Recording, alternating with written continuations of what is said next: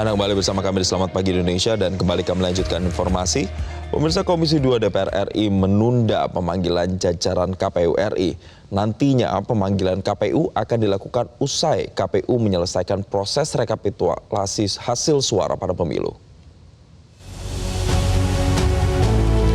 Komisi 2 DPR RI berencana memanggil KPU untuk menyelidiki sengkarut penyelenggaraan pemilu 2024. Sirekap menjadi salah satu materi yang akan diusut menimbang banyaknya kekisruhan terkait pengganti situng tersebut.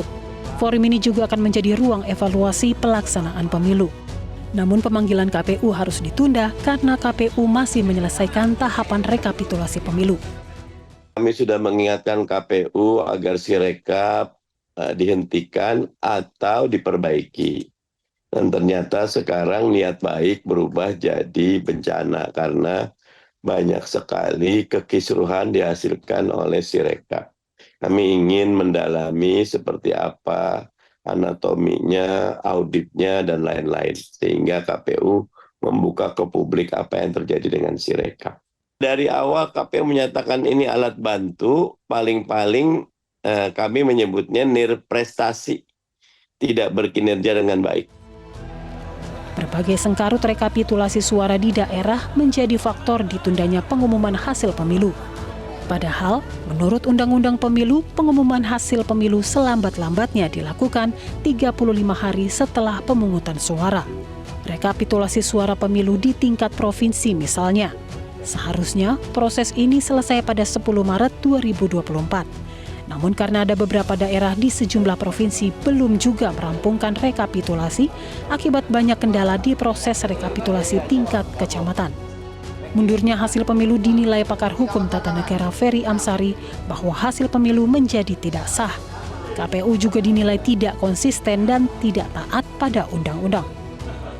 Ya tentu hasil pemilu dianggap tidak sah ya sebab secara ketentuan undang-undang hasil pemilu itu wajib diumumkan kurang lebih 35 hari pasca hari H pencoblosan.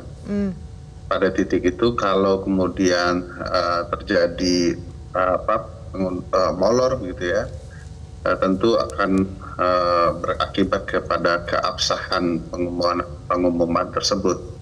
Dan ini menjadi penyakit KPU selama ini ya, untuk bisa konsisten dan taat kepada undang-undang. Kelambatan itu ya, molornya waktu itu akan berdampak kepada gugatan-gugatan tertentu, baik di Pengadilan Tata Usaha Negara, Bawaslu maupun di Mahkamah Konstitusi. Terkait dugaan kecurangan pemilu, jika memang terbukti adanya kecurangan pemilu, disinilah peran Bawaslu selaku pihak pengawas pemilu bermain. Mantan Ketua Bawaslu Abhan mengatakan selaku pihak yang mengawasi penyelenggaraan pemilu, Bawaslu tidak perlu menunggu laporan masyarakat, melainkan bisa langsung menindak. Bawaslu tidak harus menunggu laporan masyarakat, karena Bawaslu itu melakukan pengawasan, artinya mengetahui kalau itu ada dugaan pelanggaran ya harus segera. Ya. Sekali lagi tidak harus menunggu laporan masyarakat, karena ada kualifikasi namanya temuan itu adalah karena kerja hasil pengawasan dari jajaran pengawas pemilu. Ya.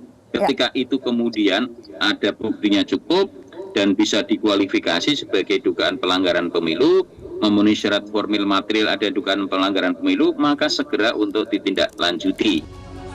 Dengan molornya pengumuman hasil rekapitulasi nasional, maka KPU dinyatakan melanggar Undang-Undang Pemilu dan dipastikan akan mengganggu tahapan pemilu selanjutnya.